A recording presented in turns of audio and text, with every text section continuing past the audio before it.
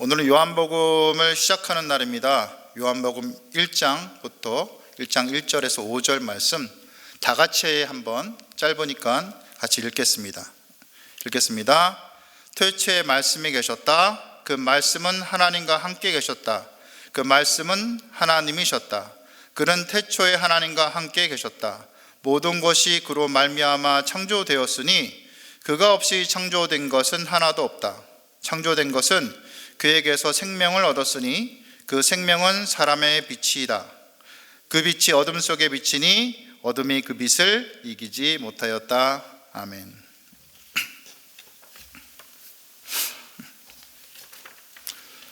여러분, 지금까지 여러분의 가슴에 남아서 여러분을 따뜻하게 하고 힘을 주는 말이 있나요? 혹시 만약 그런 말이 있다면 그 말은 아마 여러분의 가슴에 남아서 여러분이 힘들고 어려울 때마다 여러분에게 힘을 주고 있을 겁니다. 저희 경우에는 8년 전에 한참 사업을 할 때 주변 사람들과 사건으로 힘들어서 정말 죽겠는데도 겉으로는 전혀 티를 내지 못했던 적이 있는데, 어찌 알았는지 당시 5살이던 제 딸아이가 제게 다가와 안아주면서 아빠 힘내 했던 말이 기억납니다. 이 말을 듣고 눈에 눈물이 나라는 것을 어렵게 참았던 기억이 있습니다. 왜 이리 위로가 되었냐면 그 상황이 5살 아이가 다가와서 저를 위로할 상황이 아니었거든요. 그러니 하나님께서 그 아이를 통해서 저를 위로하신 것처럼 느껴졌던 것입니다. 저는 이 말을 지금도 가끔 기억하기 때문에 이제 13살 삼춘기를 넘어서 이제 사춘기로 넘어가는 제 딸아이가 저를 때때로 무시하고 꼰대라고 막 놀리고 그렇게 공감 능력 떨어진다고 얘기할 때도 이게 화가 나면서도 참아주곤 하는 것이죠. 신 넘은 아빠가 13살짜리 된 딸을 키우는 건 그리 쉬운 일이 아니었습니다. 제 경우에서 보듯이 말은 힘이 있습니다. 그리고 우리 가슴 속에 남은 말은 우리에게 에너지로 남아서 우리를 이끌어가고 변화시키기도 합니다. 설교도 마찬가지입니다. 저는 설교하기 전에 꼭 이런 기도를, 요즘은 안 합니다, 정신없을 때. 근데 이런 기도를 많이 하곤 했는데, 단 한 사람만 변화시켜 주세요. 하나님, 제 설교를 통해서 딱 한 분만 변화시켜 주세요 하고 기도를 많이 했었습니다. 제 마음에 아직 남아있는 설교 말씀이 있습니다. 여러 화려한 분들의 설교를 많이 들었는데 그런 분들의 설교는 아니고, 그 배영규 목사님의 설교 중에 아주 담담하고 무뚝뚝하고 그런 설교가 있습니다. 설교 중에 해를 따라 꽃이 움직이는 그 해바라기처럼 주만 바라보라는 설교였습니다. 지금 생각해보면 굉장히 투박했어요. 근데 지금 생각해봐도 이상한 것은, 제가 직접 들은 것도 아닙니다. 음성 파일로 들었습니다. 당시 목사님이 제주도에 아프실 때 들었던 시기였기 때문에 음성 파일로 들었고, 그랬는데 제가 무슨 이유 때문인지 제가 이 설교에 마음을 닿게 되었고, 그 말씀이 제가 아직도 마음에 남아있는 거죠. 이처럼 말은 사람에게 감동을 주고 변화시키고 또한 살아갈 힘을 여전히 주는 창조의 에너지를 가지고 있습니다. 이 예화를 몇 번 들으셨을 수도 있는데요, 일본의 대학 의학 연구가 에모토 마사루가 물은 답을 알고 있다라는 책을 2001년에 출간했습니다. 그 책에서 그는 물의 결정체를 사진 찍어서 물이 사람의 말을 알아듣는다는 것을 밝혀서 세상을 깜짝 놀라게 했는데요, 그 말인즉 물에게 사랑합니다, 감사합니다라는 긍정과 칭찬의 말을 해주거나 그런 글을 보여주었더니 물 결정체가 정말 아름다운 정육각형의 모습을 보였다는 겁니다. 그런데 반대로 미워해, 짜증나 하고 부정적인 말과 글을 주었을 때 물의 결정체가 온통 찌그러져서 마치 암세포 덩어리처럼 흉악한 모습을 하게 되었다는 거죠. 이 말이 무엇을 말하나요? 말은 듣는 사람을 변화시키는 창조의 에너지를 가지고 있다는 것입니다. 제가 지금까지 요한복음의 30부분을 하면서 왜 사람의 말에 담긴 창조의 에너지에 대해서 나열하였을까요? 제가 이렇게 쭉 나열하였는데요. 제가 왜 에너지에 대해서, 말의 에너지에 대해서 말을 했는지, 말이 꼬입니다. 이렇게 짐작하시는 분도 있으시겠지만, 제가 요한복음 1장 1절이 사실 잘 이해가 되지 않았기 때문에 그 부분에 대해서 제가 고민을 많이 할 수밖에 없었고, 또 그렇기 때문에 이 말을 많이 늘어놨습니다. 요한복음 1장 1절을 같이 한번 읽어볼까요? 태초에 말씀이 계셨다. 그 말씀은 하나님과 함께 계셨다. 그 말씀은 하나님이셨다. 여러분, 이 구절이 잘 이해가 되십니까? 우리가 하나님은 성부 하나님, 성자 하나님, 성령 하나님 세 분인 것을 배워서 알죠. 그리고 이분들이 같이 세상을 창조하신 것은 배워서 알고 있습니다. 근데 왜 사도 요한이 굳이 여기서 예수님을 말씀이라고 표현했을까요? 하나님이면 하나님이지 왜 한 분 하나님은 말씀인가요? 그럼 실체가 없는 말뿐이라는 그런 분이라는 뜻인가요? 아니, 그렇다 치더라도 하나님이면 태초에 성자 하나님이 계셨다, 아니면 태초에 예수님이 계셨다, 이렇게 하면 되지 왜 굳이 애써서 말씀이라고 이렇게 써놨을까요? 그러니까 말씀이라고 하니까요, 사실 개념도 잘 안 잡히고 왠지 딱딱하고 두꺼운 성경 얘기하는 것 같고요. 그래서 마음이 뒤숭숭하고 그렇잖아요. 그렇더라고요, 저는. 이 부분에서 말씀이라고 표현된 것을 학자들은 다양한 의견을 내놓습니다. 예를 들어서 숭실대 김혜공 교수님은 이렇게 표현합니다. 신과 인간이 직접 교통할 수 없다는 플라톤 철학으로 대표되는 그리스 철학에서 신과 인간계를 중개하고 소통하는 중재자가 있는데 그게 로고스다. 헬라어로 로고스거든요, 말씀이. 그래서 이 구약 성경을 모르는 이방인들에게 그리스도를 쉽게 전하기 위해서 이 로고스 개념을 사용했다. 이런 설명을 이렇게 들으면서 저는 이런 생각이 들었습니다. 아니, 로고스가 그리스 철학에서 나왔고 그들에게 예수님을 설명하기 위해서 그렇게 쓰였다고 치자. 그러면 우리는 말씀이라는 예수님을 어떻게 이해해야 되는가? 그리스 철학처럼 하나님과 우리 사이의 중재자로 이해해야 되는가? 그렇게만 보기에는 성부 하나님과 동등한 유격을 가지신 하나님이신 성자 하나님 예수님의 격이 이상하게 낮아지잖아요. 그러니까 이런 의문이 드는 거죠. 저는 그 의문의 해답을 이리 찾았습니다. 요한복음 4장 24절이 보면은 이렇게 나옵니다. 개역개정으로 읽습니다. 하나님은 영이시니 예배하는 자가 영과 진리로 예배할지니라. 고린도후서 3장 17절에 주는 영이시니 주의 영이 계신 곳에는 자유가 있느니라. 여기에서 나오듯이 하나님도 예수님도 영이시라는 거죠. 그러니 예수님은 비록 후에 사람의 형상으로 우리에게 오셨지만 원래는 영이시라는 겁니다. 그러니 영적인 존재인 예수님이 창조의 에너지를 가진 말씀의 형태로 계신 하나님이시고 그 말씀의 형태로 일하신다고 해서 아무런 문제가 되지 않는다는 거죠. 우리가 생각하는 건 말씀의 개념이 아니라는 겁니다. 예수께서 그런 분이시기에 그분의 형상을 따라 만들어진 사람도 지금 비록 타락한 지금의 형태일지라도 자신의 말을 통해서 상대방을 창조시켜주고 파괴시키는 에너지를 실어버릴 수 있다는 겁니다. 마치 물의 형태가 말에 따라서 달라지는 것처럼. 그러니까 예수님은 세상이 창조되기 전에 계신 하나님이시고 영이시기에 말씀의 형태로 세상을 창조하신 분이란 것입니다. 요한복음 1장 3절을 같이 읽겠습니다. 시작. 모든 것이 그로 말미암아 창조되었으니 그가 없이 창조된 것은 하나도 없다. 예수님은 성경 말씀 그대로 모든 것을 창조하신 분이십니다. 제 말이 맞죠? 성경에 그렇게 써 있죠?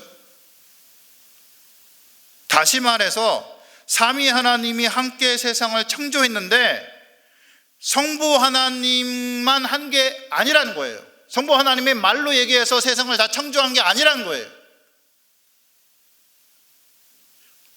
성부 하나님이 창조의 최종 기획자처럼 계시는 분이라면 그 창조의 실행자가 성자 하나님이란 말입니다. 직접 가서 말씀으로 세상을 창조하셨다라는 거죠. 이 말은 제 말이 아닙니다. 영국의 유명한 신학자 로이드 존스 목사님의 말입니다. 히브리서는 그의 말을 뒷받침합니다. 히브리서 1장 2절에 보면 이 모든 날 마지막에 아들을 통하여 우리에게 말씀하셨으니 그 아들을 만유의 상속자로 세우시고 또 그로 말미암아 모든 세계를 지으셨느니라. 뭐라고요? 그로 말미암아 모든 세계를 지으셨느니라. 누가 지으셨다고요? 예수께서 지으셨다.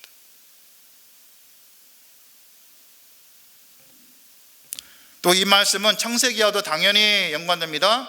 창세기 1장 1절에서 창세기를 적은 모세는 성령의 인도하심을 따라서 이렇게 성경을 적습니다. 태초에 하나님이 천지를 창조하시니라. 많이 들으셨죠? 이 창조의 대명제를 그대로 모세는 해놓고 당시 상황을 2절에서 창조 이전의 공허함을 표현한 이후에 3절에서 이렇게 얘기합니다. 하나님이 이르시되 빛이 있으라 하시니 빛이 있었고. 창조의 상황을 설명하는 거죠. 하나님이 이르십니다. 여기서 이르시되는 히브리어로 다바르입니다. 다바르는 에너지로 가득 찬 말씀이란 뜻이죠. 하나님이 말씀하신 것을 다바르가 된 예수께서 세상을 창조하셨다라는 겁니다. 빛을 만드셨다는 겁니다. 3절만 따지면.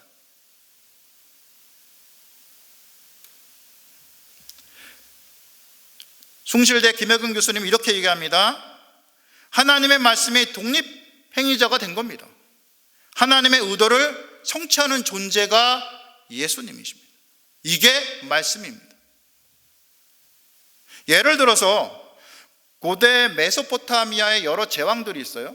여러 나라들의 제왕들이 있으면 아주 그 권위가 굉장히 뛰어난 사람입니다.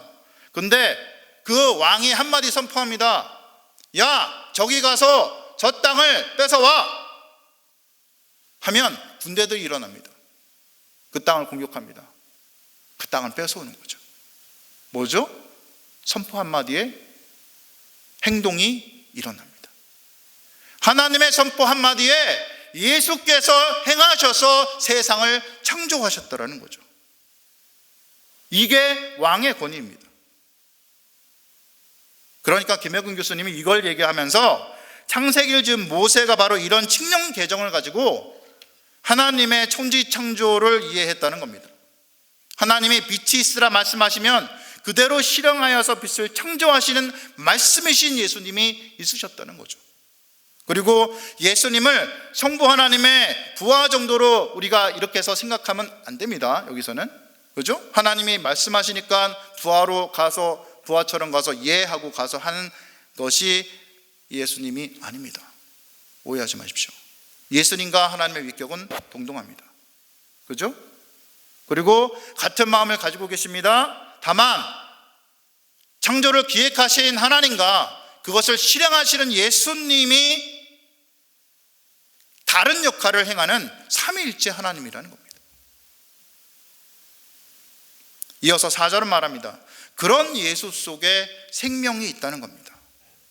이 말은 예수님이 모든 생물에게 생명을 주시는 역할을 행하신 분, 창조하시면서 생물을 만드실 때 그 생물에 생명을 주신 분. 이 부분의 헬라어가 엔아우토주의 엔인데 영어로 하면 in him was life입니다. 그 속에 생명이 있었다. 이거 개역개정에는 그대로 표현되어 있고 여기서는 생명을 주었다라고 되어 있죠. 그죠? 그런데 이게 뭐냐? 예수님 안에 생명이 있으므로 그분이 생명의 근원이라는 겁니다. 예수가, 우리 예수님이 생명의 근원이십니다. 이 생명은 사람들의 빛이라. 생명이신 예수님의 생명이 우리에게 전해지면 우리 마음에 그 생명이 들어오고 우리 마음의 어둠이 사라지는 예수님의 빛이 비춰집니다. 이 빛은 생명을 싹트게 하는 신비한 힘이 있다는 거죠. 예를 들어서 그늘이 진 부분이 있어요.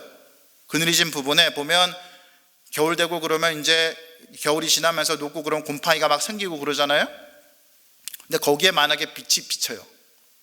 그러면 이게 잡초가 막 피어납니다.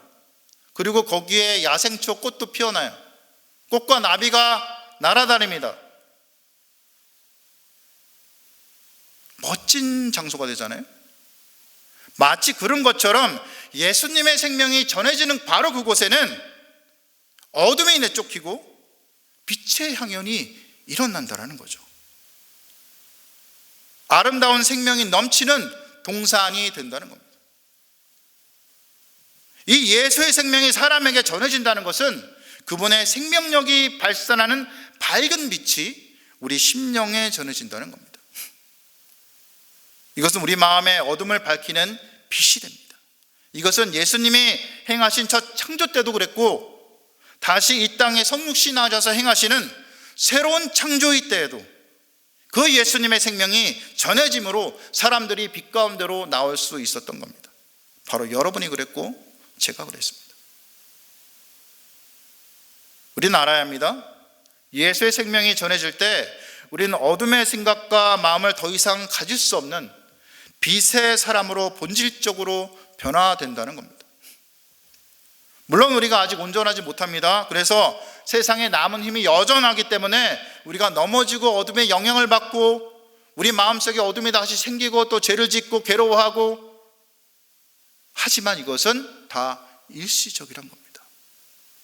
우리 속에 생명이 있고 예수의 본질이신 빛이 있고, 그렇기 때문에 우리의 본질 자체가 변화된 것은 아니라는 거죠. 우리가 그분의 생명을 가졌기 때문입니다. 그럼에도 예수님의 빛이 비춰서 타락하며 여전히 어둠을 사랑하는 세상처럼, 그 빛에도 여전한 그 세상처럼 혹 우리 마음속에 이것만은 드러나면 안 돼 하는 부분이 혹 있으신가요? 만약 그런 어둠이 여러분 속에 있으시다면, 나눌 사람이 있다면 나눠주시고요. 그러고 싶지 않다면 적어도 하나님께 기도하며 그 어둠과 싸울 것을 선포하셔야 됩니다. 그리고 나아가야 됩니다.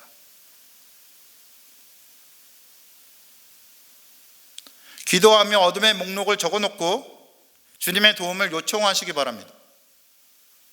기도하지 않고 어둠을 이길 수 없기 때문입니다. 예수님께서 이렇게 말씀하셨죠. 기도와 금식 외에는 이런 종교가 나갈 수 없느니라. 기도와 금식 기도를 통해서 예수님의 빛이 내 가슴에, 내 삶에 다시 비추게 해서 그 생명이 다시 살아나지 않고는 나를 끌고 질질거리는 그 어둠의 영을 우리가 이길 수 없다는 겁니다.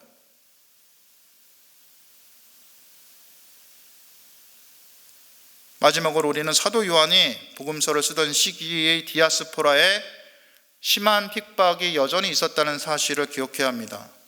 이 심한 핍박이 있던 시기에 요한은 너희들이 고생한다, 힘내라 형제야, 이렇게 편지 쓰지 않았어요. 그렇게 해야지 원칙이 아닐까요? 다 고생하고 끌려가고 죽고 가족이 죽는데. 그런 내용이 있나요? 요한복음에?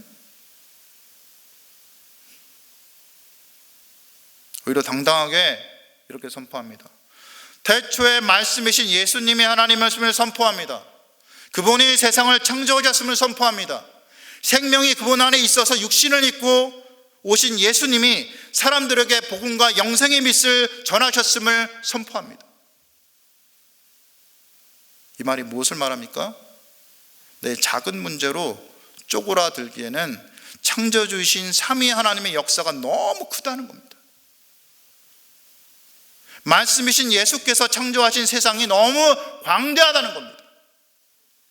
생명이신 예수께서 전해주신 생명의 빛이 너무 강렬해서 우리가 우리 작은 문제로 더 이상 쪼그라들 수 없다고 선포하는 겁니다. 물론 우리 문제도 해결해야죠. 고민하는 것이 나쁘다는 것만은 아닙니다. 하지만 그 문제에 빠져서 그 문제만 보이는 상황에 우리가 우리 자신을 그렇게 만들어서는 안 된다는 겁니다. 우리가 잊지 말아야 할 것이 있는데 바로 창조 에너지를 가득 품은 말씀이신 예수께서 우리에게 생명의 빛으로 오셨다는 겁니다. 그리고 그분이 지금도 우리 속에 살아 계시다는 겁니다. 그 예수께서 너희가 내 안에 거하고 내 말이 너희 안에 거하면 무엇인지 원하는 대로 구하라 그리하면 이루리라고 말씀하셨다라는 겁니다. 그리스도인은 여전히 어둠에 사는 사람들처럼 그 좁고 좁은 삶을 살아가는 자들이 아니란 겁니다. 혹시 그러십니까? 이제는 끊어버리십시오. 우주를 보고 그 우주를 창조하시고 운행하시는 하나님이 우리를 자녀 삼아주시고 우리 속에 살아계시는 자들, 그런 사람들이 우리라는 것을 잊지 마시기 바랍니다. 잊지 마십시오. 우리가 바로 그런 굉장한 자들입니다. 우리가 그런 바로 굉장한 자들입니다. 이것을 잊지 않고 살아가는 여러분이 다 되시기를 주님의 이름으로 축원드립니다. 묵상 포인트 알려드립니다. 묵상 포인트는 제가 3가지를 알려드리지만 다 기억하실 필요 없고, 이 중에 혹시 내가 캐치해야 될 부분이 있으면 하나만 캐치해서 나중에라도 묵상하셨으면 합니다. 여러분 가슴속에 남아있는 말이 있나요? 그 말이 여러분을 살렸던 말인가요? 아니면 여러분을 죽였던 말인가요? 두 번째, 내 속에 생명이 있음에도 불구하고 여전히 남아있는 어둠의 습관이 있나요? 그것이 무엇이며 어떻게 극복할 것입니까? 내가 가지고 있는 고민, 걱정은 무엇이죠? 내 속에 거하는 말씀이신 예수님을 바라보고 있습니까? 기도 제목 알려드립니다. 여전히 어둠에 사는 사람들처럼 그리 좁고 좁은 삶을 살아가지 않고 광활한 우주를 보고 그 우주를 창조하시고 운행하시는 하나님이 우리를 자녀 삼아 주시고 우리 속에 살아계시는 자들이 바로 우리라는 것을 기억하고 그런 그리스도인의 삶을 살아갈 것을 다짐하는 기도를 했으면 합니다. 다음 세대를 위해서 기도해 주십시오. 한국교회의 미래가 그들에게 달려 있습니다. 특별히 우리 교회는 다음 세대가 많이 있습니다. 하나님께서 특별히 은혜를 주셨습니다. 특별히 은혜를 주신 부분은 특별히 기도를 해야 합니다. 잊지 마시고 기도해 주시기 바랍니다. 마지막으로 교회가 성령 안에서 복음을 바르게 선포하도록, 예배가 세워지도록, 그렇게 복장이 세워지도록 기도해 주시고, 새롭게 시작하는 선한 울타리 사역을 위해서 기도해 주시고, 예수 영적 모임과 또 겨울에 우리 아이들 성경학교와 또 수련회를 위해서 기도해 주신 다음에 개인 기도하시면 되겠습니다. 기도하시겠습니다.